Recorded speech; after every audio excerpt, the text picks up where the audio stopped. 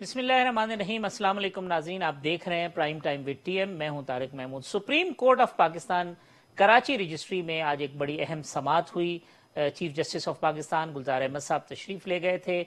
जो कराची के मसाइल थे, मुख्तलिफ हवालों से जो मसाइल थे, वो आज एक मरतबा फिर अदालती रिमार्क्स की सूरत में खुलकर सामने आए। और हमने देखा है कि गुज़िश्ता कई सालों के दौरान सुप्रीम कोर्ट की मुख्तलिफ समातें होती हैं, अदालतों की मुख्तलिफ समातें होती हैं, रिमार्क्स दिए जाते हैं, अहकामात होते हैं, लेकिन अमली तौर पर सूरत हाल जो है वो खासी मुख्तलिफ होती है। कराची बारिशों के बाद जो पैदा होने वाली सूरत हाल है वो आपके सामने है। एनडीएमए ने नालों की सफाई का काम शुरू किया। विफाकी हुकूमत के अपने दावे हैं, सूबाई हुकूमत के दावे हैं, शहरी हुकूमत की अपनी मजबूरियां भी हैं और उनके अपने शिकवे शिकायतें भी हैं। लेकिन अल्टीमेट रिजल्ट यह है कि 2.5 करोड़ से जायद आबादी का शहर कराची जो है वो एक बेहंगम शहर के तौर पर है, जिसकी कोई ना मनसूबाबंदी नजर आती है, ना उसके ऊपर किसी की तवज्जो नजर आती है।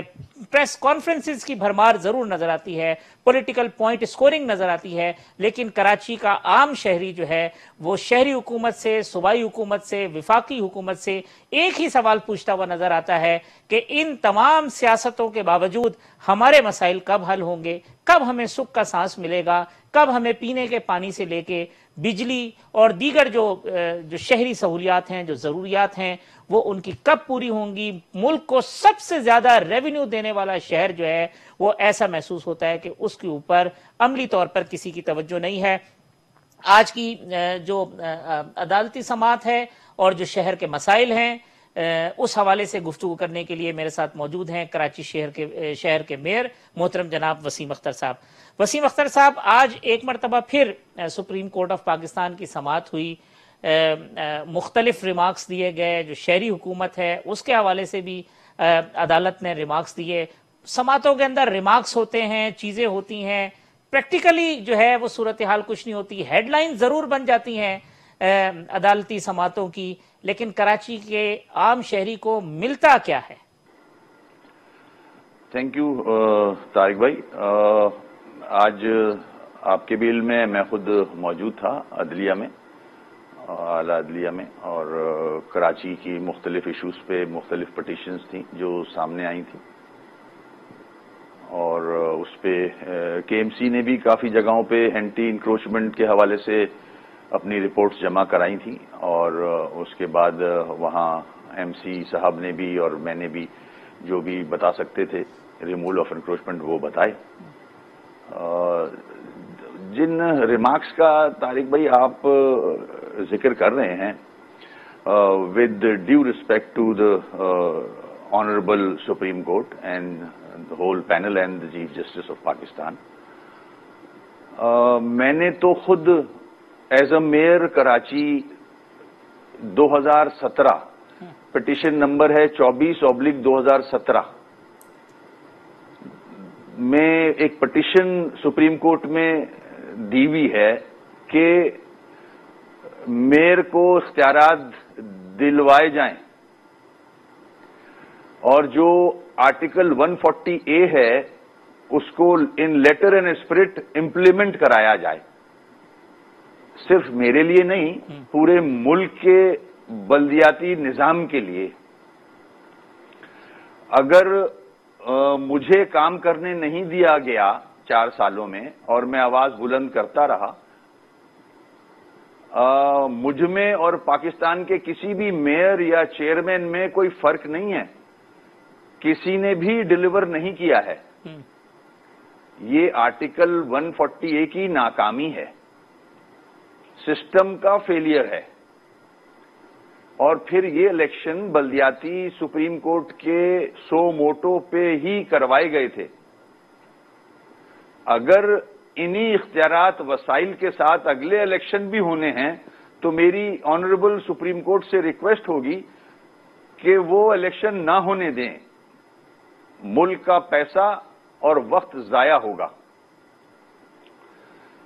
जिस तरह से 4 साल मैंने केस प्लीड किया है, अवाम में भी और अदलिया में भी, और मैंने सिर्फ ये अपने इख्तियारात के लिए नहीं किया, मैंने बल्दियाती निजाम को मजबूत करने के लिए किया। और साबित किया कि सिंध गवर्नमेंट जो है वो मुझे काम करने नहीं दे रही। और अदलिया के बहुत जगहों पे रिमार्क्स भी और ऑर्डर्स भी मौजूद हैं, सुप्रीम कोर्ट के भी और हाई कोर्ट के भी, कि बल्दिया को काम करने नहीं दिया जा रहा, केएमसी को काम करने नहीं दिया जा रहा। बहुत जगह सुप्रीम कोर्ट के ऑर्डर्स हैं कि फंड्स दिए जाएं केएमसी को ताकि वो नाले साफ कर ले, बिजली के बिल के पैसे दिए जाएं ताकि बिजली डिस्कनेक्ट ना हो केएमसी की। तो ये सारे शवाहिद मौजूद हैं कि मेयर को काम करने नहीं दिया जा रहा। और जाहिर है जब अवाम ने वोट डाला है और उसकी एक्सपेक्टेशन है कि मेयर मैं हूं या पूरे पाकिस्तान में कोई भी चेयरमैन या मेयर हो, वो उनको डिलीवर करे जिन्होंने वोट डाला है। और अगर मैं डिलीवर नहीं कर सक रहा या कोई और डिलीवर किसी ने नहीं किया, तो सिस्टम की नाकामी है। उस सिस्टम की बहाली के लिए, उसकी मजबूती के लिए ये मेरी पिटीशन मौजूद है सुप्रीम कोर्ट के सामने।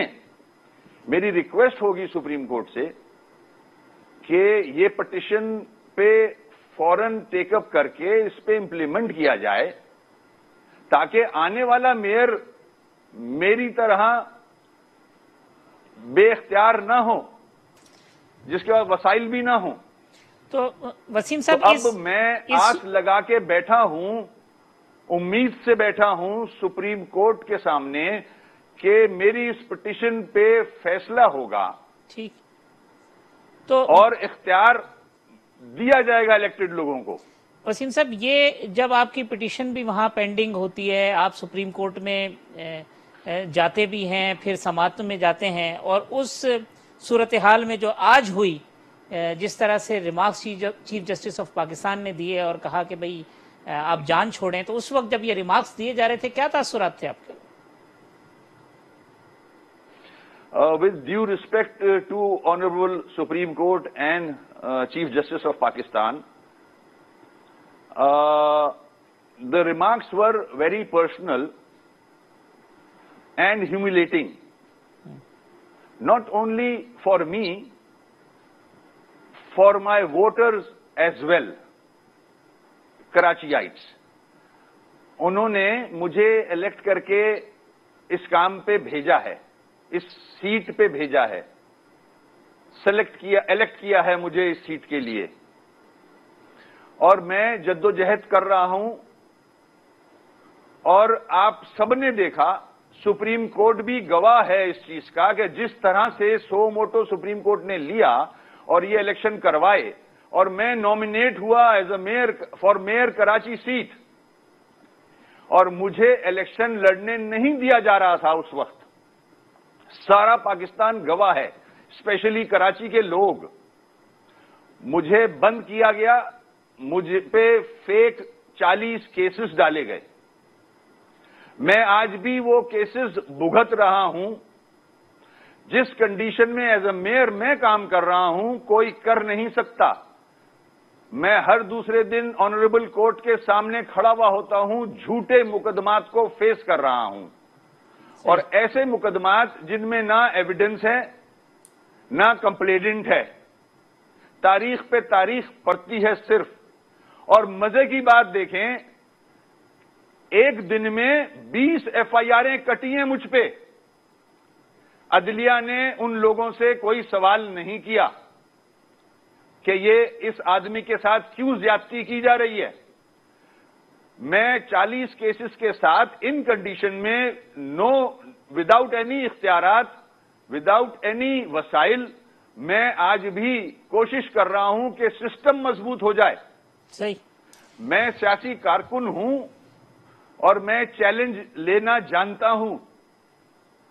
अगर मेरे इस्तीफा देने से मसाइल हल हो जाते हैं, कोई गारंटी मुझे कर दे, तो मैं इस्तीफा दे दूंगा कि कल पीने का साफ पानी, सड़कें ठीक हो जाएंगी, गटर ठीक हो जाएंगे, कचरा उठने लगेगा कराची से,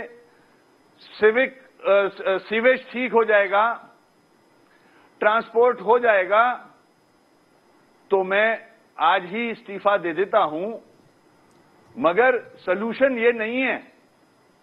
आप हालात देखें, पूरा पाकिस्तान, पूरा कराची, जो मेरे वोटर्स हैं वो हालात देख रहे हैं, वो जानते हैं कि मेरे हाथ पैर बांधे हुए हैं। तो और ये कोर्ट्स भी जानते हैं, कोर्ट्स के बहुत जगह रिमार्क्स मेरे फेवर में मौजूद हैं, केएमसी के फेवर में मौजूद हैं, against Sindh government and against federal government मौजूद हैं। तो ये जब आज केएमसी को काम करने नहीं दिया जा रहा, जो अदालती रिमार्क्स थे, इस पे मतलब झटका लगा आपको, तकलीफ पहुंची, क्या था? यानी जिस आपने कहा कि जी बड़े मुझे भी तकलीफ पहुंची बहुत। मैं नेक नियति से काम कर रहा हूं, सिंसेरिटी के साथ, और आई एम श्योर मेरे वोटर्स कराचीआइट्स जिन्होंने मुझे जेल से इलेक्ट किया है, मैंने ये इलेक्शन जेल से लड़ा है। मैं वाहिद आदमी हूं दुनिया में जिसने मेयर का इलेक्शन जेल से जीता है, अलॉन्ग विद 40 फेक केसेस। मेरे पास और ऑप्शन भी थे, मगर मैंने कराची के हकूक के लिए जंग लड़ने के लिए ये कबूल किया, और मैं आज भी जद्दोजहद कर रहा हूं और करता रहूंगा। वसीम साहब, ये जो 4 साल का आपका दौर था, तो ये जिम्मेदार आप सिर्फ सिंध हुकूमत को समझते हैं, पीपल्स पार्टी को, कि उन्होंने कराची के साथ ज्यादती की, या वो विफाकी हुकूमत जिसने यहाँ से कुछ 14 सीटें जीती हैं, जिनका मैंडेट है, उन्होंने भी कराची के साथ ज्यादती की है और 2 साल के अंदर उन्होंने भी कुछ नहीं किया कराची के लिए? दावे बहुत हुए, बातें बहुत हुई। देखिए, मेरे नजदीक तारिक साहब, आर्टिकल 140A आज नाकाम हुआ है कि मैं इख्तियार के लिए सुप्रीम कोर्ट गया था, और with due apology and respect for supreme court, वही सुप्रीम कोर्ट मुझे कहता है कि इख्तियार नहीं है तो घर जाओ। मैंने तो आपके आगे झोली फैलाई है इख्तियार के लिए। आप सुप्रीम बॉडी हो इख्तियारात देने के लिए, इंसाफ देने के लिए। तो 140A नाकाम हुआ, और फेडरल गवर्नमेंट और सूबे की हुकूमत तो फ्यूडल माइंडसेट के लोग हैं। ये कभी नहीं चाहेंगे कि ये निजाम मजबूत हो। ये इन्होंने तो आज तक लोकल बॉडीज का इलेक्शन कराया ही नहीं है। आज भी सारे रिसोर्सेज एमपीएज और एमएनएस को दिए जा रहे हैं। इस बल्दिया के निजाम को कमजोर किया जा रहा है। तो गलतियां इन दोनों हुकूमतों की हैं कि कराची के साथ ज्यादती हो रही है। आज मुझे ये अपॉर्चुनिटी मिली है, और with due respect of supreme court, कि मैं 4 साल से ये जद्दोजहद कर रहा हूं, टीवी के आगे, अवाम में, प्रेस कॉन्फ्रेंसेस के थ्रू, अदलिया में अपने केस लेके गया हूं हाई कोर्ट, सुप्रीम कोर्ट में पिटीशन मौजूद है। मैं सबसे ज्यादा वोकल हूं इस वक्त पूरे पाकिस्तान में। आप मुझे पाकिस्तान के किसी और मेयर का नाम बता दें तारिक साहब, ठीक, मैं अकेला ये जंग लड़ रहा हूं, तो मुझे बहुत ज्यादा ह्यूमिलेशन हुआ है, और बड़ा मैं अफसुर्दा हूं इस रिमार्क्स पे। मुझे तो बहुत उम्मीदें थी सुप्रीम कोर्ट से कि इस निजाम को मजबूत किया जाएगा, और सब लोग देख रहे हैं कि मेरे हाथ बांधे हुए हैं। SLGA 2013 का एक्ट देख लें, जो फंक्शन मेरे पास है, मैं तो कुछ कर ही नहीं सकता। तो 2017 की जो आपकी मगर पिटीशन मुझे थी, अगर उसमें फौरी तौर पर उसके ऊपर कोई फैसला हो जाता, इंसाफ मिल जाता, तो कराची के शहरियों की जो तकदीर थी वो संवर सकती थी। इंसाफ में ताखीर की सजा जो है वो कराची के अवाम भुगत रहे हैं। ऐसा ही है, 2017 से मेरी पेंडिंग है पिटीशन। अगर उस पे इंसाफ मिल जाता, इंटरप्रिटेशन हो जाती 140A आर्टिकल की, तो आज ये नौबत नहीं आती। तो इंसाफ नहीं मिला कराची के लोगों को।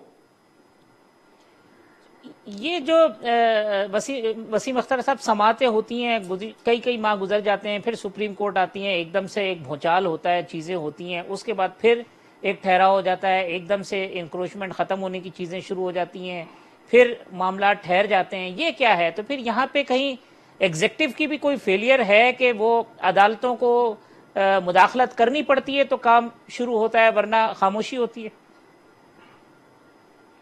देखिए, आपके सामने कोई महकमा देख लें, सूबाई हुकूमत हो या फेडरल गवर्नमेंट, परफॉर्मेंस आपके सामने है। मैंने तो आपको छोटी सी अपनी एक मिसाल दे दी कि एक थाना एक पाकिस्तानी के ऊपर एक दिन में 20 FIR काट रहा है, उसको पूछने वाला कोई नहीं है, तो कहां से ढूंढे इंसाफ? ठीक। ये जो वसीम अख्तर साहब आपने कहा कि पूरा पाकिस्तान कराची के 3 नालों की सफाई के लिए आ गया है, ये अभी साफ करके चले जाएंगे जब तक कोई मास्टर प्लान नहीं होगा, जब शहर का कोई मंसूबाबंदी नहीं होगी। ये टेम्परेरी अरेंजमेंट से हासिल क्या होना है सिवाय इसके कि करोड़ों रुपए हम किसी एक चीज में सफाई के नाम पे, नालों की सफाई के नाम पे झोंक दें और उसके बाद फिर जब नई सूरत हाल हो तो वहीं के वहीं खड़े हो? ये 4 साल से मैं बात कर रहा हूं, टेम्परेरी सॉल्यूशंस हैं ये पैसे का ज़िया है, इसका परमानेंट सॉल्यूशन तलाश किया जाए। मैं कल परसों भी 2 चैनल्स पे बैठ के ये बात कर चुका हूं कि कराची के मसाइल बहुत गंभीर हो चुके हैं, इसीलिए नेशनल डिजास्टर मैनेजमेंट अथॉरिटी आई है कराची। सिर्फ नालों पे नहीं, सारे एरिया में डिजास्टर हुआ है, ट्रांसपोर्ट नहीं है, पीने का पानी नहीं है, करंट से लोग मर रहे हैं, सीवरेज नहीं है, कचरों के अंबार हैं, बीमारियां फैल रही हैं। ये 4 साल से बकवास कर रहा हूं मैं आपके चैनल्स पे, और फिर मुझे ये रिमार्क्स मिल जाते हैं विद ड्यू रिस्पेक्ट। मैं तो चाहता हूं कराची का मसला हल किया जाए। मुझे बहुत उम्मीद है सुप्रीम कोर्ट से आज भी कि कराची का मसला हल करें। मैंने तो कहा है कि chief justice of Pakistan Karachi से ही ताल्लुक रखते हैं, उनको दर्द है कराची का, मुझे पता है, उनकी नाराजगी बजा है।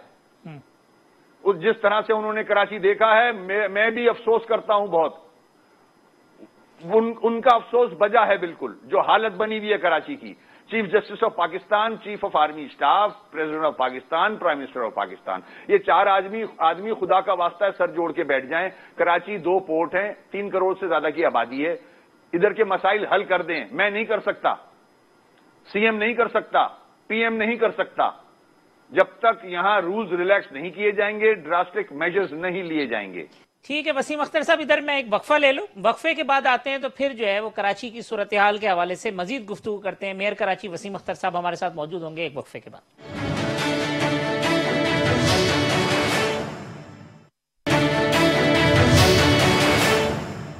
वेलकम बैक नाजरीन, मेयर कराची मोहतरम जनाब वसीम अख्तर साहब मेरे मेहमान हैं। वसीम अख्तर साहब, ये फरमाइएगा कि ये जो अब इलाके हैं, कहीं पे कंटोनमेंट का कंट्रोल है, कहीं DHAs का कंट्रोल है, मगर सारे खाते खुलते मेयर की तरफ ही हैं। सभी समझते हैं कि कराची के किसी भी हिस्से में कोई चीज़ ख़राब हो रही है तो जिम्मेदार मेयर है।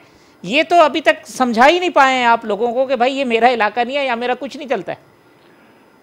मैंने 4 सालों में सबको समझा दिया है। अच्छा, अब कोई ना समझे तो मेरा कसूर इसमें नहीं है।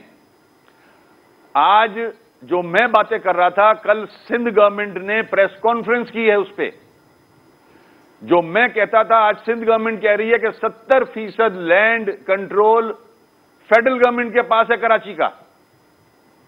यह मैं 4 साल से कह रहा हूं, आज सिंध गवर्नमेंट खुद कहने पे मजबूर हुई है, और 30% कराची का कंट्रोल सिंध गवर्नमेंट के पास है, 10% मेयर के पास है, मगर 95% टैक्स कराची के लोग सिंध गवर्नमेंट को देते हैं, 65% टैक्स कराची के लोग फेडरल गवर्नमेंट को देते हैं। सही। कराची के लोग कहां जाएं भाई?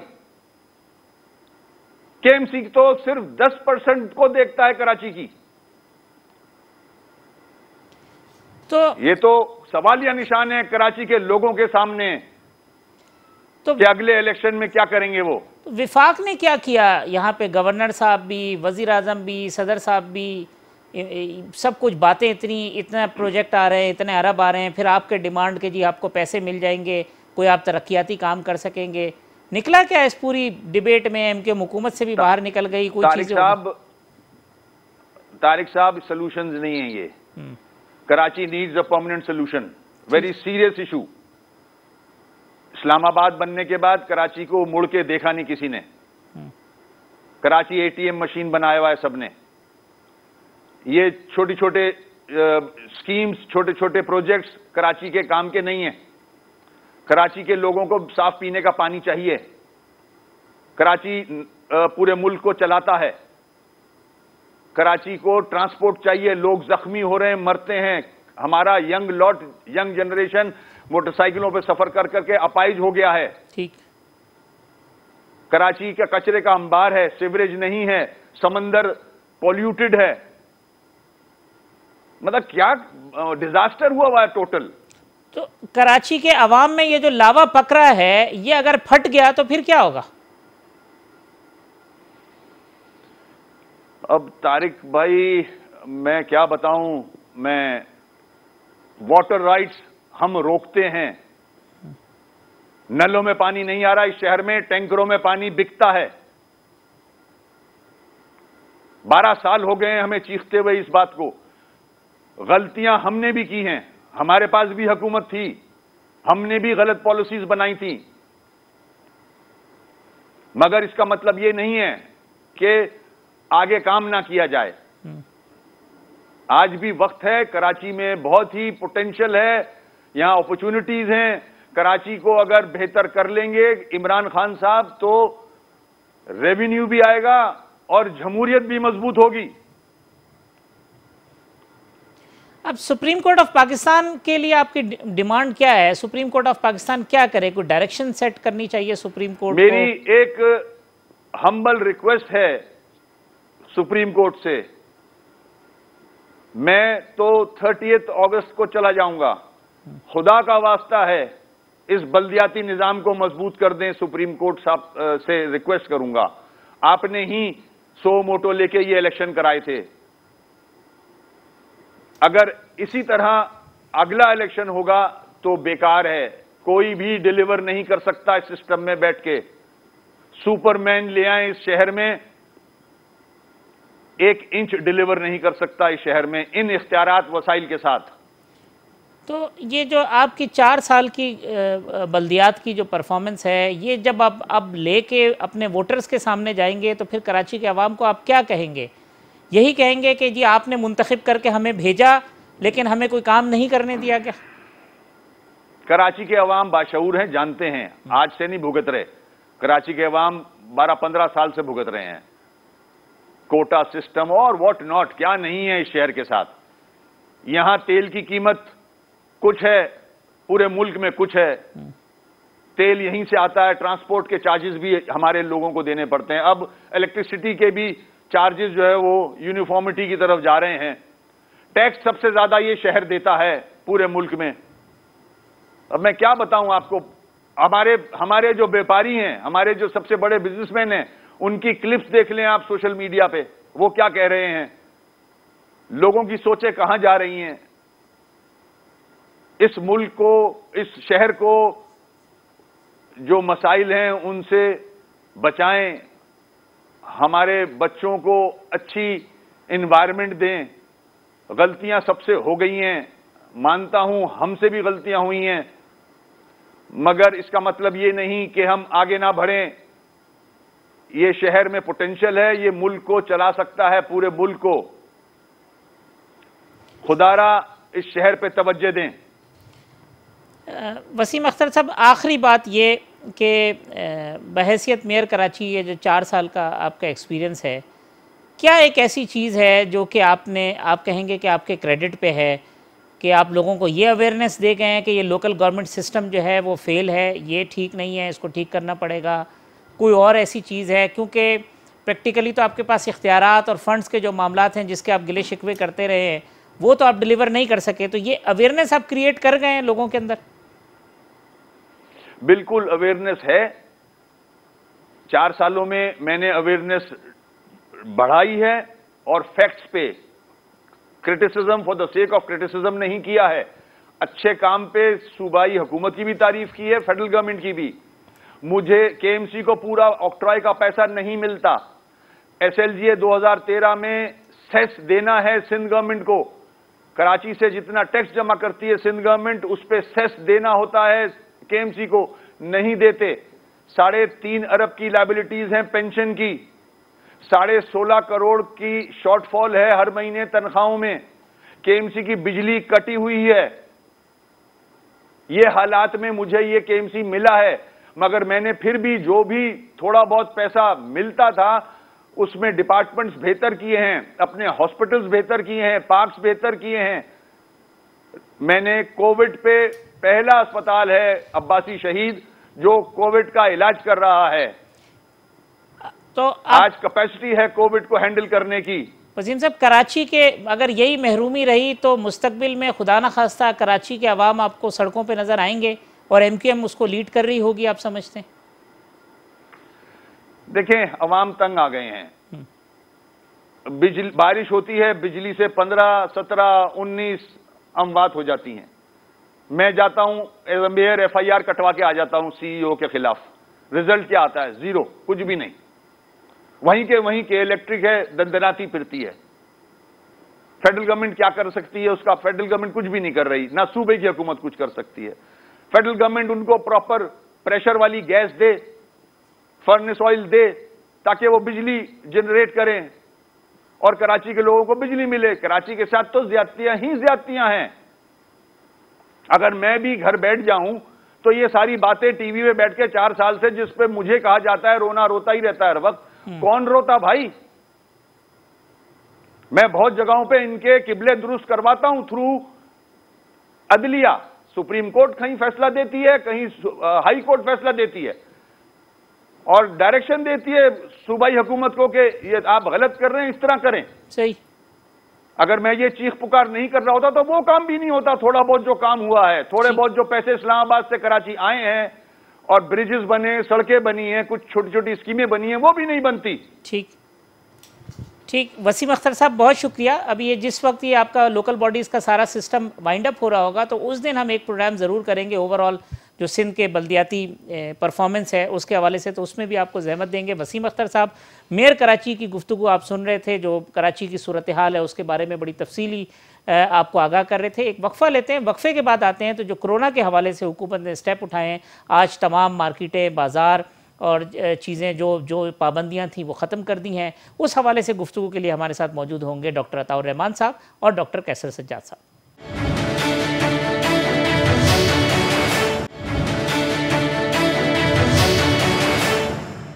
वेलकम बैक नाजरीन। कोरोना के हवाले से हुकूमत के ऐलानात जो 10 अगस्त से तमाम चीज़ें खोलने सिवाय तालीमी इदारों के और शादी हॉल्स के जो 15 सितंबर से एक्सपेक्टेड है खुलेंगे, हुकूमत ने तमाम चीज़ें खोल दी हैं, अमलन लॉकडाउन को ख़त्म कर दिया है। इसी हवाले से गुफ्तगू के लिए मेरे साथ मौजूद हैं मोहतरम जनाब डॉक्टर अताउर रहमान साहब और PMA के जनरल सेक्रेटरी मोहतरम जनाब डॉक्टर कैसर सज्जाद साहब। डॉक्टर अताउर रहमान साहब, हुकूमती ऐलानात 10 अगस्त प्रीमेच्योर फैसला है या नहीं? ठीक है, अब हमारे केसेस इतने कम हो गए थे कि ये फैसला जो है वो वक्त की ज़रूरत था। जी, बिस्मिल्लाहिर्रहमानिर्रहीम। बात यह है कि जो अभी तक गवर्नमेंट की पॉलिसीज़ रही हैं वो बहुत सही रही हैं और उनका इम्पैक्ट आप देख रहे हैं कि बहुत अल्हम्दुलिल्लाह बहुत अच्छा रहा है और पूरा का पूरा सिलसिला जो है वो खासा कंट्रोल हो गया है।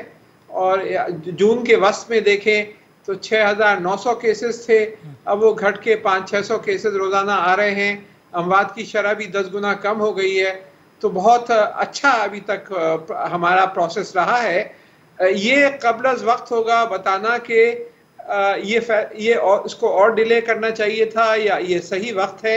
ये डिपेंड करता है कि हम किस हद तक SOPs फॉलो करते हैं। बकरा ईद के ऊपर जो मिक्सिंग हुई है उसका इम्पैक्ट अभी भी कुछ आना शुरू हो गया है और कुछ तादाद में बढ़ोतरी आ रही है। कुछ मैं पर्सनली जानता हूँ, बहुत से लोग जो हैं जो ईद पे मिले हैं वो इसमें मुब्तला हो गए हैं और कुछ लोग जो हैं वो शदीद बीमारी में मुब्तला हो गए हैं। तो अगर ये खोल भी रहे हैं तो भी ये बहुत लाजमी है कि हम SOPs को फॉलो करें, मास्क पहने और सारी एहतियात रखें, वरना ये दोबारा एक तेज़ी से आग पकड़ सकता है। और जैसे आपने फरमाया कि बहुत से ममालिक में ये हुआ है कि दोबारा उनको लॉकडाउन करना पड़ा है, तो खुदा न खास्ता अगर ये सही तरीके से SOPs फॉलो नहीं की गई तो पाकिस्तान में भी यही सूरत हाल हो सकती है कि दोबारा लॉकडाउन होकर और दोबारा सारे इलाके बंद हो सकते हैं अगर हमने SOPs को फॉलो नहीं किया। तो एहतियात बहुत ज़रूरी है कि हम करें, और मेरी समझ में कि 5 वजूहात हैं जिसकी वजह से ये कंट्रोल हुआ है। सबसे पहले कि शुरू में हमने सही वक्त पे लॉकडाउन किया। दूसरा जो है कि हमने जो है स्मार्ट लॉकडाउन की पॉलिसी बहुत अच्छी रखी और रोज़ाना के बुनियाद पे मॉनिटरिंग करते रहे हॉटस्पॉट्स को। तीसरा जो शादी हॉल और ऐसी जो जगहें वो बंद करके रखी। चौथे हमारे नेचुरल इम्यूनिटी भी है, कुदरती इम्यूनिटी है एक हद तक हमारे यहाँ, और श्रीलंका में तो डेटा हमारे से भी बहुत बेहतर है। और पांचवा मेरे ख्याल से ये है कि हमारी एवरेज एज जो है, मीडियन एज जो है वो 22 साल है और 65 साल से ऊपर सिर्फ 4% आबादी है। तो ये सारे 5 फैक्टर्स की वजह से ये मामला कंट्रोल हुआ है, लेकिन आगे एहतियात बहुत ज़रूरी है। डॉक्टर कैसर सज्जाद साहब, आप किस तरह से देखते हैं इस फैसले को, जो हुकूमत का फैसला है, ये टाइमिंग ठीक है या अब जिस तरह डॉक्टर अताउर रहमान साहब कह रहे हैं कि बहुत शदीद एहतियात की ज़रूरत है? जी, बिस्मिल्लाहिर्रहमानिर्रहीम, बहुत शुक्रिया आपका। देखिए, मैं समझता हूँ कि पाकिस्तान में पाकिस्तान की हुकूमत जो भी करती है अपने अवाम के लिए बेहतरी सोचती है, और मैं समझता हूँ कि ये भी फैसला भी है वो भी पाकिस्तान के अवाम के लिए बेहतरी के लिए किया गया है, और यकीनन ऐसे ही होगा क्योंकि सब चीज़ें पहले भी खुली हुई थी, तब ऑलमोस्ट उसमें मजीद और कुछ चीज़ें खोल दी गई जो रह गई थी। लेकिन हमें सिर्फ ये थोड़ा सा एक कंसर्न है कि हमारे 2 इवेंट ऐसे हैं बड़े जो कि जिसमें के प्रॉब्लम हमें है हो सकती है। नंबर 1 मुहर्रम और रबीउल अव्वल, दूसरा, और उससे पहले जो है वो 14 अगस्त भी है जिसमें कि लोग बहुत जज्बाती के साथ और बहुत सारे उसमें एक्टिविटीज होती हैं, बड़ी खुशी की बात होती है। तो हमें ये जो 3 इवेंट्स है, और ईद के बाद अभी इंक्यूबेशन पीरियड उसका खत्म नहीं हुआ है, अभी भी हो सकता है कि केसेस बढ़ जाए, लेकिन अल्लाह का बड़ा करम है कि हमारे पास केसेस, नंबर ऑफ केसेस नीचे चले गए हैं, कम हो रहे हैं, और इसी तरह से हम दुआ करते हैं कि ऐसे ही रहे। लेकिन ये यकीनन आप जिस तरह कह रहे हैं कि this is pre mature decision, थोड़ा सा हमें मुहर्रम के बाद एटलीस्ट अगर ऐलान करते तो इस तरह सेफ साइड होता। हम इसलिए कह रहे हैं कि कुछ ममालिक ने कुछ इसी तरह का काम किया था अपनी इकोनॉमी को बचाने के लिए, लेकिन उसके बाद उनको सब कुछ दोबारा करना पड़ा और बहुत ज़्यादा परेशानी हुई, बहुत सारे लोग इंतकाल कर गए हैं और बहुत सारे केसेस में इन्वॉल्व हो गए हैं। तो उसमें अमेरिका है, यूके है, ऑस्ट्रेलिया है, ऑस्ट्रेलिया के शहर मेलबर्न में तो कर्फ्यू नाफिज कर दिया गया है। तो ये चीज़ें अल्लाह ना करे कि हमारे पास भी ऐसे ही हो, क्योंकि हमारे पास सिर्फ और सिर्फ हमें लग रहा है कि अल्लाह ताला की बहुत बड़ी कोई हम पर नेमत है, कोई बरकत है जिसकी वजह से हम बचे हुए, वरना हमने कहीं पर भी SOPs को फॉलो करते हुए नहीं देखा। कम अज कम एक अंदाजे के मुताबिक मैं कह सकता हूँ कि शायद 10 से 15% सिर्फ लोग जो है वो शायद इस बीमारी को एक्सेप्ट करके SOPs को फॉलो करते हैं। सही बात है। तो लिहाजा इस कंडीशन में मैं समझता हूँ कि ये बहुत एहतियात की ज़रूरत है। हम आपके तवज्जुह से दोबारा तमाम अपने लोगों को रिक्वेस्ट करते हैं कि SOPs को फॉलो करें, ताकि हमारे ये जो केसेस हैं मजीद कम होके और ख़त्म हो जाए और पाकिस्तान कोरोना फ्री कंट्री कहलाना शुरू हो जाए। डॉक्टर साहब, डॉक्टर अताउर रहमान साहब, ये मुझे फरमा दीजिएगा कि जो अब आलमी सूरत हाल है वो क्या है? जो दुनिया के दीगर ममालिक हैं, कंपैरिजन वाइज तो पाकिस्तान में चीज़ें ठीक है कि वो काफ़ी केसेस कम हैं, दूसरी चीज़ें हैं, लेकिन जो दुनिया का जो ट्रेंड है वो क्या है? दुनिया का ट्रेंड तो ये है कि अभी भी बहुत खासी तेज़ी से बढ़ रहा है, सिवाय चंद ममालिक के। अगर आप बरतानिया की तरफ देखें, अमेरिका की तरफ देखें, ब्राज़ील की तरफ देखें और बहुत से और ममालिक जो हैं उनमें तो इसका ट्रेंड बढ़ रहा है। यूरोप में काफ़ी हद तक कंट्रोल हो गया है, बरतानिया के अलावा बाकी ममालिक में काफ़ी हद तक कंट्रोल हो गया है। जो साउथ एंड सेंट्रल एशिया है उसमें हिंदुस्तान की सूरत हाल बहुत ख़तरनाक है। कोई रोज़ाना 65,000 केसेस आ रहे हैं और ये ऑफिशियली मान रहे हैं वो 65,000 केसेस। तो हिंदुस्तान ने बहुत बड़ी गलती करी कि बहुत देर करी लॉकडाउन करने में, जिसका वो अब खमियाजा भुगत रहे हैं। श्रीलंका में सूरत हाल बहुत अच्छी है, अभी तक सिर्फ कोई 11 अमवात हुई हैं पूरे मुल्क में, और जो केसेस की तादाद है वो अगर देखें तो 10 गुना पाकिस्तान से बेहतर है। अगर अफरादी क़ुव्वत को भी सामने रख लें, एक्चुअली 100 गुना बेहतर है। लेकिन श्रीलंका की आबादी कोई 22 मिलियन है, हमारी 220 मिलियन है, तो फिर उसको सामने रखते हुए 10 गुना पाकिस्तान से बेहतर है श्रीलंका इस वक्त जो डेटा है। तो वेरी करता है, जिन ममालिक ने सही वक्त पे एक्ट कर लिया और एहतियात रखी वो कंट्रोल कर पाए, जिसमें पाकिस्तान भी अल्हम्दुलिल्लाह शामिल है, और बहुत कुछ ममालिक ऐसे हैं जो गलती कर गए और वहाँ पे ये चीज़ सूरत हाल बिगड़ रही है और आगे और भी बिगड़ सकती है, क्योंकि ये वायरस जो है ये म्यूटेट कर रहा है, अपनी शक्ल बदल रहा है। इसके स्ट्रक्चर हमारे इदारे में कराची यूनिवर्सिटी में Jamilur Rahman centre for genomics research, जो मेरे वालिद से ही नाम से मंसूब है, वहाँ इसका पूरा स्ट्रक्चर हमने डिटर्मिन किया है। 8 जगह पे इसके स्ट्रक्चर में तब्दीलियाँ आ चुकी हैं और ये जो है ख़तरनाक सूरत भी इख्तियार कर सकता है। इसकी सेकेंड वेव या थर्ड वेव और ज़्यादा ख़तरनाक हो सकती है। तो ये सेकेंड वेव या थर्ड वेव का डॉक्टर साहब कोई टाइम है कि वो कब है? वो विंटर है, वो नवंबर दिसंबर के बाद कोई नेक्स्ट ईयर है, वो क्या है? उसकी कोई टाइम फ्रेम है? कोई डेफिनेट टाइम फ्रेम नहीं है। ये डिपेंड करता है कि म्यूटेशन जो है वो किन जगहों पे हो रही है। तकरीबन 30,000 मॉलिक्यूल्स इसमें आपस में जुड़े हुए हैं। एक हार समझ लें, मोतियों का हार है लंबा सा, जिसमें 30,000 मॉलिक्यूल्स हैं या मोती हैं, जिसमें से कुछ जगहों पे ये तब्दीलियां आती जा रही हैं, म्यूटेट करता जा रहा है। तो अगर वहाँ पे ऐसी जगहों पे म्यूटेशन आ जाती है, ऐसी जगहों पे तब्दीली आ जाती है जिसकी वजह से इसके अंदर जो खतरनाक पहलू है, जिसका जो वेरियोलेंस है वो बढ़ जाता है, तो फिर सेकेंड वेव बहुत खतरनाक आ सकती है। छोटी छोटी वेव्स तो आती रहेंगी, आप देखेंगे, और आ रही हैं जहाँ बहुत से ममालिक में, जिसमें ये एहतियात न करने की वजह से आ रही हैं, लेकिन म्यूटेशंस की वजह से कोई बड़ी वेव अभी तक नहीं आई।